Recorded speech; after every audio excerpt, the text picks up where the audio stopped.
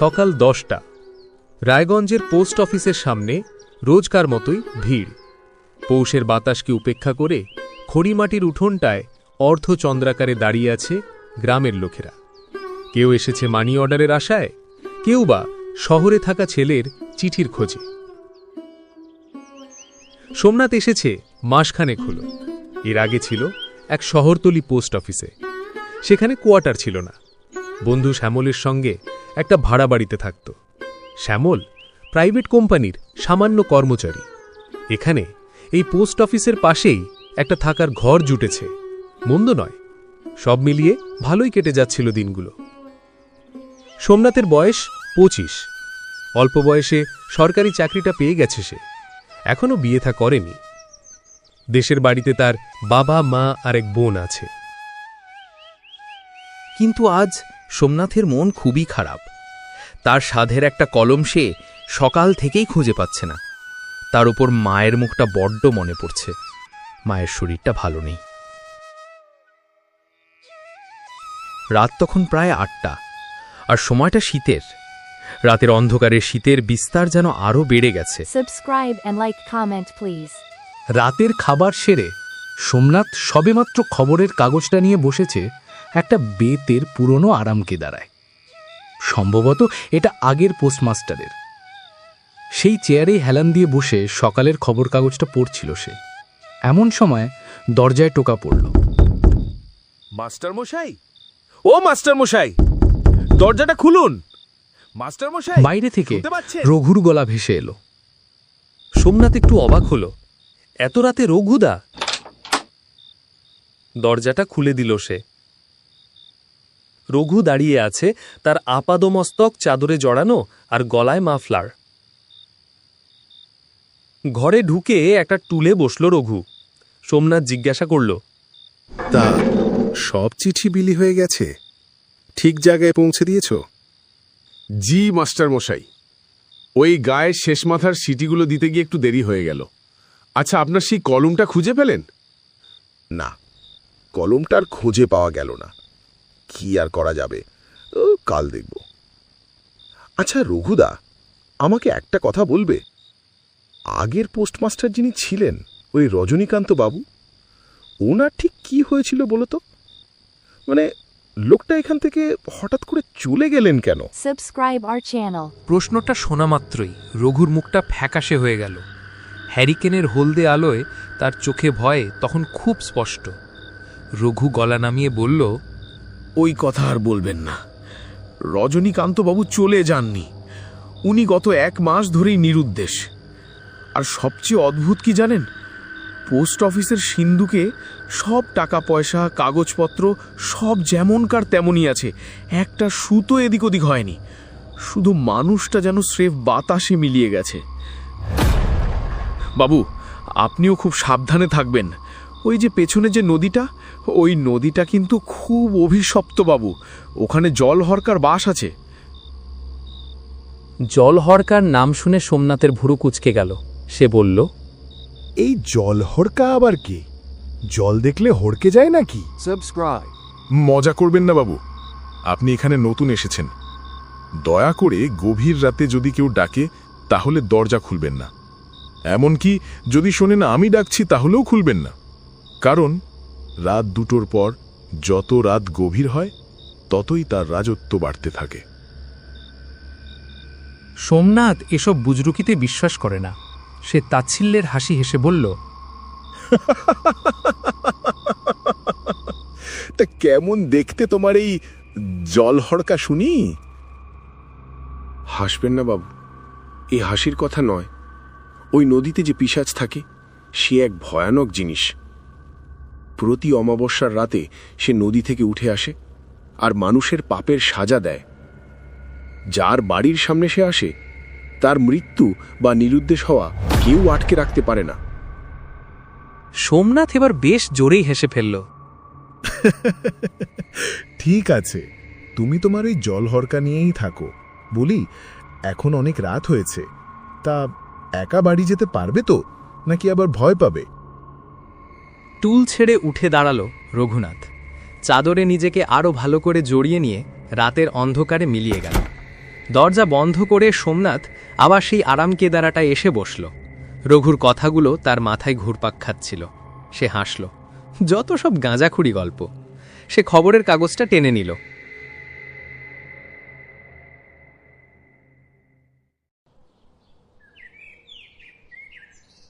আজ গ্রামে হাটবার, তাই পোস্ট অফিসে চাপটা সকাল থেকে একটু কম।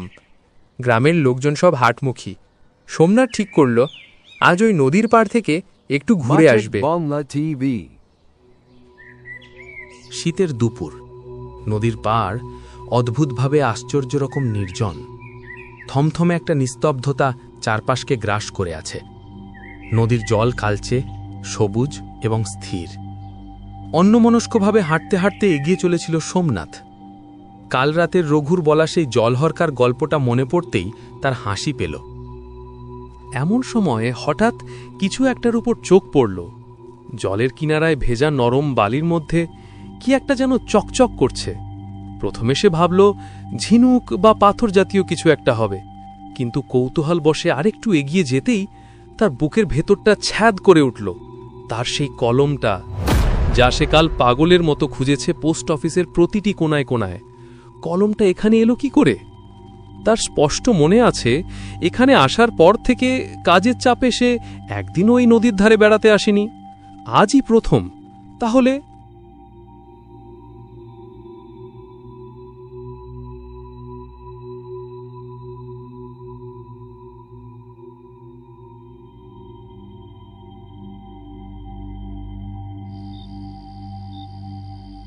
এখন সময় 6টা। সোমনাথ গরম গরম চা হাতে নিয়ে বসে কলমের কথাটা ভাবছে। এমন সময় রঘু এসে দাঁড়াল। কে? ও রঘুদা, তুমি জানো আজ কি হয়েছে? যে কলমটা আমি আর তুমি কাল সারা দিন খুঁজলাম, আজ ওটা ওই নদীর ধারে পড়েছিল। রঘু কাঁপা কাঁপা গলায় বলল, আমি আজকে এখানে আসতাম না বাবু, কিন্তু একটা সাংঘাতিক কাণ্ড ঘটে গেছে। এই অঞ্চলের সবচেয়ে ধনী মহাজন দামোদর শেঠ, আজ তাকে তার নিজের বিছানায় মরা অবস্থায় পাওয়া গেছে। আশ্চর্যের বিষয় হল তার পুরো শরীরটা জলে ভেজা, অথচ তার শোবার ঘরে এক ফোঁটাও জল নাই। সোমনাথের শিরদাঁড়া দিয়ে একটা হিম শীতল স্রোত বয়ে গেল। জলহরকা তার চিঠি বিলি করে গেছে বাবু। সে কি, এখানেও তুমি জলহরকাকে খুঁজে পাচ্ছ? পাবো না? ওই দামোদর শেঠ কিছুদিন আগেই এক বিধবা মহিলার জমি জমা জালিয়াতি করে কেড়ে নিয়েছিল, আর ওই Like, বিধবা মহিলা comment and subscribe. নদীতে ডুবে আত্মহত্যা করেছিল। লোকে বলে বিধবা জলহরকা হয়ে ফিরে এসে প্রতিশোধ নিয়েছে। সত্যি তোমরাও পারো বটে। আরে এর পেছনে দেখবে অন্য কোনো ষড়যন্ত্র আছে। আমার তো মনে হয় এটা নিশ্চয়ই ওই বিধবার কোনো কাছের লোক বা আত্মীয়ের কাজ। মাস্টার মশাই, আজ রাতটা বড্ড খারাপ। Subscribe. আজ অমাবস্যার রাত, তাই বলছিলাম চলেন না আমার গরিবখানায়, দুটো ডাল ভাত যা জুটবে তাই খাবেন।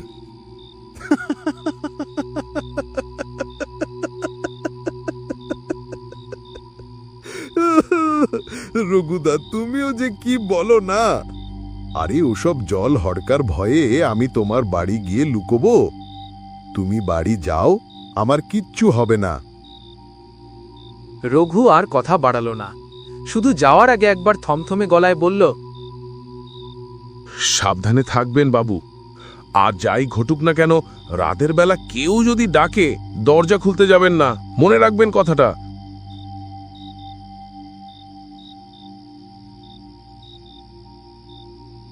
সোমনাথ রাতের খাওয়া সেরে ঘুমিয়ে পড়েছিল, কিন্তু এক সময় হঠাৎ করেই ঘুমটা ভেঙে গেল তার একটা অদ্ভুত শব্দে।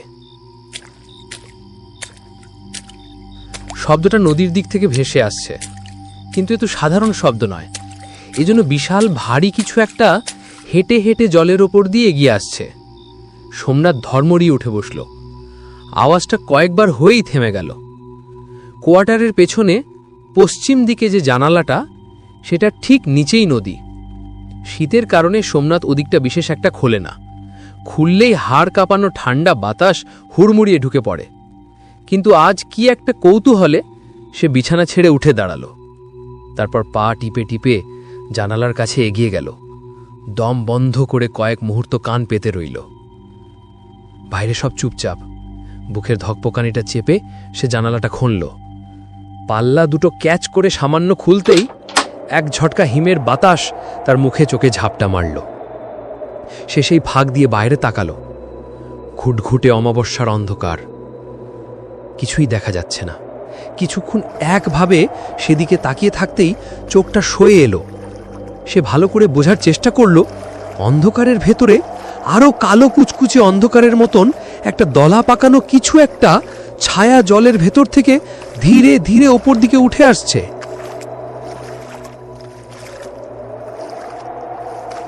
সোমনাথের গায়ের সব লোম খাড়া হয়ে গেল। পিঠটা সামান্য ঝুঁকে রয়েছে কুজ আকারে। তার সারা শরীর থেকে টুপটুপ করে জল ঝরে পড়ছে। বুকের ভেতরটা ছ্যাঁত করে উঠল। রঘুর কথাগুলো তখন তার কানে বাজতে শুরু করেছে। জল হরকা। সোমনাথ আর এক সেকেন্ডও ভাবতে পারল না। সে দড়াম করে জানালার পাল্লা দুটো বন্ধ করে দিল। এই কনকনে শীতেও সে ঘেমে উঠেছে। আর ঠিক তখনই তার চোখ পড়ল টেবিলটার দিকে। টেবিলের একপাশে একটা পুরনো ডায়েরি। ডায়েরিটা হাতে তুলে নিল সোমনাথ। তারপর আরাম কেদারায় গিয়ে বসল। হলদেটে হ্যারিকেনের আলোয় সে ডায়েরিটা খুলল। আরে, এই যে রজনীকান্তবাবুর ডায়েরি। খুবই সাধারণ সব কথা, কিছু হিসেবপত্র, তেমন আকর্ষণ করার মতো কিছুই সোমনাথ পেল না। কিন্তু শেষের দিকে তার একটা পাতায় চোখটা থমকে গেল। সেখানে রজনীকান্তবাবু লিখে গেছেন, আমি ভুল ভেবেছিলাম। জলহরকা আছে, এ কোনো সাধারণ পিশাচ নয়। সে শুধু তাদের কাছেই আসে যারা কোনোভাবে নিজের দায়িত্ব পালন করেনি এবং তার নির্বুদ্ধিতায় তার দায়িত্ব পালন না করার জন্য অন্য কারোর অপূরণীয় ক্ষতি হয়ে গেছে। নিজের বয়ানে ভদ্রলোক স্বীকার করে গেছেন, গ্রামের অনেক গরিব মানুষের মানি অর্ডারের টাকা তিনি চুরি করতেন। সেই টাকাটা তিনি তাদের হাতে তুলে দেননি, নিজের সুখ স্বাচ্ছন্দ্যের জন্য আত্মসাৎ করেছেন। অমাবস্যার রাতে তিনিও সেই কালো অবয়বটাকে জল থেকে উঠতে দেখেছে। তিনিও কোয়ার্টারের চারিদিকে সেই ভয়ঙ্কর পায়ের ছাপ লক্ষ্য করেছে। সোমনাথের হাত পা কাঁপতে শুরু করল। এ যেন তার নিজের গল্প, তার নিজের গল্পের সঙ্গে হুবহু মিলে যাচ্ছে। সেও তো সেই কালো অবয়বটাকে দেখেছে। তাহলে কি সেও? আর ঠিক তখনই সে আবার সেই শব্দটা শুনতে পেল, যেন কেউ হেঁটে আসছে। তারপর ঘাসের উপর হাঁটার শব্দ। ভেজা ঘাস মারিয়ে কেউ যেন তার কোয়ার্টারের চারিদিকে ঘুরছে। শব্দটা এতটা স্পষ্ট, এতটা জীবন্ত যে সোমনাথের মনে হলো এই বুঝি দরজা ভেঙে সে ভেতরে ঢুকে পড়বে। চট করে সোমনাথের একটা কথা মনে পড়ে গেল। তার সারা শরীর হিম হয়ে গেল। এর আগে যে পোস্ট অফিসে সে ছিল তার বন্ধু শ্যামলের সঙ্গে, শ্যামল তাকে একটা দায়িত্ব দিয়েছিল। কিছু টাকা তার মায়ের কাছে মানি অর্ডার করে পাঠাতে হবে। শ্যামল বারবার করে বলে দিয়েছিল তার মায়ের শরীর ভীষণ খারাপ, গুরুতর রোগ, আর ঠিকঠাক সময়ে ওষুধপত্র না পড়লে যে কোনো সময় একটা অঘটন ঘটে যেতে পারে। সোমনাথের হঠাৎ মনে পড়ল সে ভুলে গিয়েছিল। সেই মানি অর্ডারের খামটা সে ভুল করে নিজের ট্রাঙ্কে রেখে বেমালুম ভুলে গিয়েছিল। সোমনাথের শরীরটা থরথর করে কেঁপে উঠল। আর ঠিক সেই মুহূর্তে ঘরের দরজায় ধপধপ করে শব্দ হলো। ভারী ওজনদার কিছু দিয়ে যেন আঘাত করা হচ্ছে। তারপর দরজার ওপার থেকে ভেসে এলো একটা ভয়ঙ্কর গম্ভীর কণ্ঠস্বর, যেন জল আর কাদা মেশানো একটা গলা। সোমনাথ কেমন যেন সম্মোহিত হয়ে চেয়ার ছেড়ে উঠল। তার নিজের শরীরের ওপর যেন আর কোনো নিয়ন্ত্রণ নেই। সে টলতে টলতে এগিয়ে গিয়ে দরজাটা খুলে দিল। আর দরজা খুলতে সে দেখল বাইরে জমাট কুয়াশার ভেতর থেকে একটা কালো রঙের ভয়ঙ্কর ভুতুড়ে অবয়ব দাঁড়িয়ে আছে।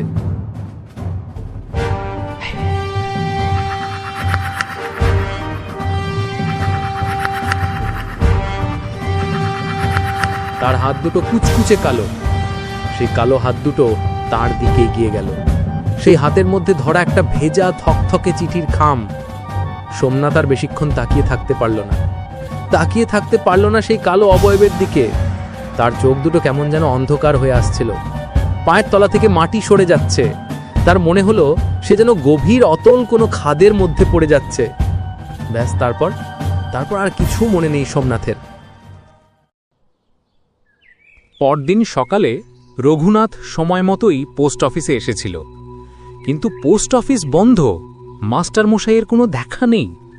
অবাক হয়ে সে কোয়ার্টারের দিকে এগিয়ে গেল, আর সেখানে গিয়েই তার বুকের ভেতরটা হিম হয়ে গেল। কোয়ার্টারের দরজাটা হাঁ করে খোলা। রঘু ভয় ভয়ে ডাকল, মাস্টার মশাই, মাস্টার মশাই, সোমনাথবাবু ভেতরে আছেন? কোনো সাড়া নেই, ঘরটা খাঁ খাঁ করছে। সোমনাথ নিরুদ্দেশ।